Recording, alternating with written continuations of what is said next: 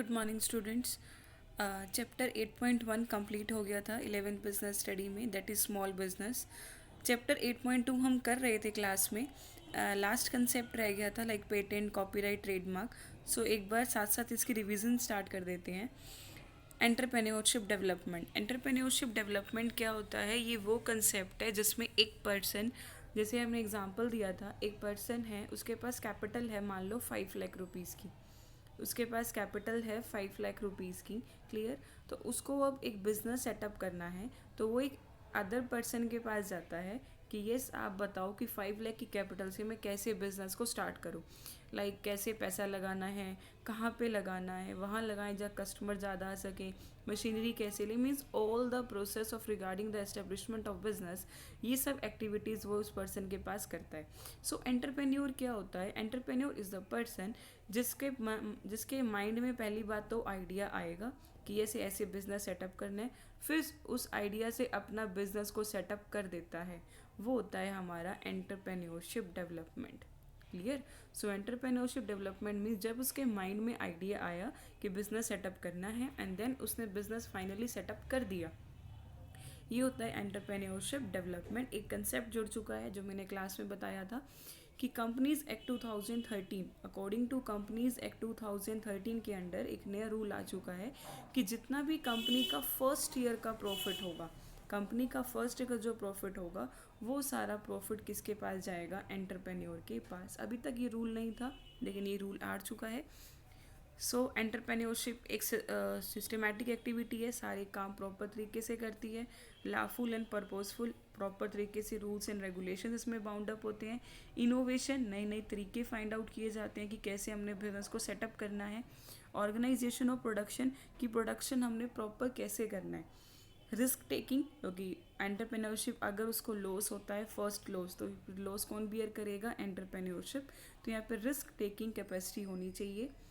ये हम कर चुके हैं क्लास में। Startup India scheme. Startup India scheme हमारे इंडिया में प्रधानमंत्री के द्वारा दी गई थी इंडिपेंडेंस डे के दिन में, 15 अगस्त 2000, जस्ट वेट, अगस्त 2015 को हमारी ये स्कीम ली गई थी मोदी के द्वारा। इसमें ये था कि जो नए नए यंग जनरेशन वर्कर्स हैं, स्किल्ड वर्कर्स हैं, उनके पास नॉलेज है बट उनके पास कैपिटल नहीं है अच्छे से लगाने की, तो ये वहाँ से उनकी हेल्प कर सकते हैं। तो स्टार्टअप इंडिया स्कीम का एक यही उद्देश्य था कि कैसे हम उनकी हेल्प कर सकें स्मॉल स्मॉल एंटरप्रेन्योरशिप के लिए, तो तभी ये हमारी स्कीम आई गई थी। कंडीशंस, कोई भी इसको इशू कर सकता था, लिंक कर सकता था, प्राइवेट लिमिटेड, पार्टनरशिप। आपको पता होना चाहिए पार्टनरशिप मतलब 1932, एलएलपी मतलब 2008।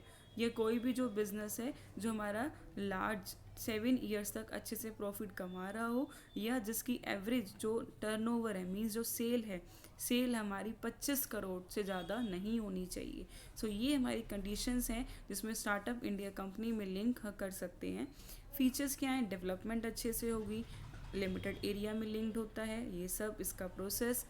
Veg to find fund startup. Bootstrapping. Bootstrapping का मतलब क्या है कि जो हम अपनी पर्सनल सेविंग को खुद ही यूज़ करते हैं, मतलब अपनी सेविंग करी और वो सेविंग हमने एक्स्ट्रा फंड के लिए यूज़ करी।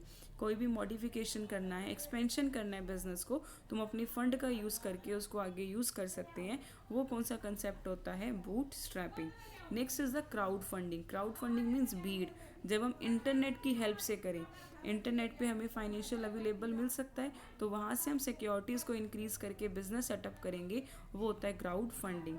Angel investment is very important. Angel investment होता है जिनके पास इंटरेस्ट हो कि यस वो इन्वेस्ट करने के लिए तैयार हो। जैसे कई ऐसे नेटवर्क, कई ऐसे पर्सन्स होते हैं अवेलेबल कि यस उनके पास कैपिटल बहुत अच्छी है, तो वो उन जो स्मॉल बिजनेस हैं उनको एस्टेब्लिश करने में हेल्प करते हैं। Venture capital. Venture means seed. Business को सेटअप करने में जो फर्स्ट कैपिटल लगेगी उसे हम क्या बोलते हैं? Venture capital. Incubator and the accelerator.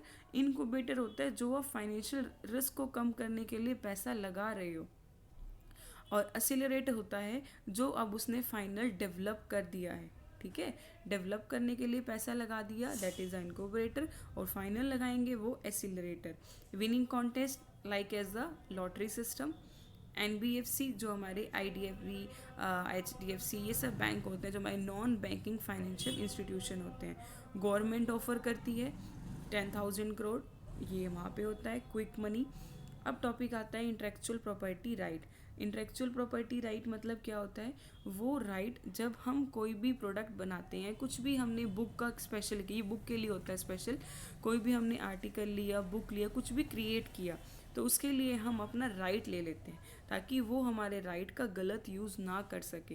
वो होता है इंटेलेक्चुअल प्रॉपर्टी। ये मेनली हमारा आर्टिस्टिक वर्ड्स या फिर कोई इंडस्ट्रियल प्रॉपर्टी के लिए होता है कि सेम नाम पे हमारा कोई भी बुक वगैरह ना पब्लिश कर सके। कोई भी इनोवेशन करना हो, इंडस्ट्रियल डिज़ाइन हो, नया प्रोडक्ट लाना हो, या कोई भी कम प्रोडक्ट है उसका नेम हो गया, तो ये सब किस में आता है? इंडस्ट्रियल प्रॉपर्टी में। इंटेलेक्चुअल प्रॉपर्टी राइट हम उसको राइट नहीं देते, हम उसको एक ऐसा राइट देते हैं कि एक टाइम पीरियड तक उसका क्रिएटिव वर्क जो उसने काम किया है उसको कोई गलत यूज़ नहीं कर सकता। फिर पर्टिकुलर टाइम पीरियड के बाद उसको दोबारा से रिन्यू करवाना पड़ता है, तब वो दोबारा उसका राइट ले लेता है। टाइप्स कॉपीराइट, पेटेंट, आपको सिर्फ इसकी इंट्रोडक्शन करनी है। कॉपीराइट, कॉपीराइट का मतलब क्या होता है? ये वो राइट जो हमारी बुक्स के लिए होता है। आर्टिकल लर्न करना है इंडियन कॉपीराइट एक्ट 1957 के अंडर। कोई भी आप आर्टिस्टेड कोई भी क्रिएट करते हो बुक वगैरह का, तो उसके लिए स्पेशल राइट दिया जाता है, उसे हम क्या बोलते हैं? Copy right. ठीक है, मतलब आपका कोई भी उसका यूज़ नहीं कर सकता। Next is the patent. Patent का मतलब क्या होता है? आपने कोई भी प्रोडक्ट बनाया, उसका इन्वेंशन आपने जो किया है उसका राइट देना। ठीक है, आप कोई भी प्रोडक्ट बनाते हो, उसका क्या मेथड लिया, क्या फॉर्मूला लिया, क्या आइडिया लिया, तो ये सब भी आपको रजिस्टर्ड करवाना पड़ता है ताकि सेम ही आपका कोई कॉपी ना कर सके। तो प्रोडक्ट के रिगार्डिंग आएगा वो कौन सा हो जाता है? हमारा पेटेंट एक्ट। पेटेंट एक्ट कब आया था? 1970 में। आपको कंडीशंस वगैरह कुछ नहीं करनी, सिर्फ इंट्रोडक्शन है इसकी। Trademark, trademark means the mark और the symbol of that a product. देखो ध्यान से, अगर मैं बात करूं किसी बुक की, बुक के रिगार्डिंग कौन सा है हमारा? IPR, intellectual property right. अगर मैं बात करूं प्रोडक्ट की, प्रोडक्ट कहाँ पे होता है हमारा लिंक, मतलब लिस्टेड कहाँ होता है हमारा? पेटेंट में। ठीक है, अब जो उसका सिंबल है, अब जो हमारा उसका सिंबल है, सिंबल कहाँ जाता है उसका? हमारा ट्रेडमार्क में। लाइक इसकी बॉटल की शेप, इसका symbol, I am love in, ये सब हमारा कहाँ जाता है? ट्रेडमार्क मार्क में जाता है। ट्रेड सीक्रेट, जो आपने प्रोडक्ट बनाया है वो किस इंग्रेडिएंट से बनाया है, उसके इंग्रेडिएंट्स को भी क्या होता है? रजिस्ट्रेशन होता है, वो हमारा क्या जाएगा? ट्रेड सीक्रेट में जाएगा। GI means the geographical indication, means जहाँ पे जो जगह जिस प्रोडक्ट के लिए फेमस है उसके रिगार्डिंग भी हम अलग से राइट दे देते हैं।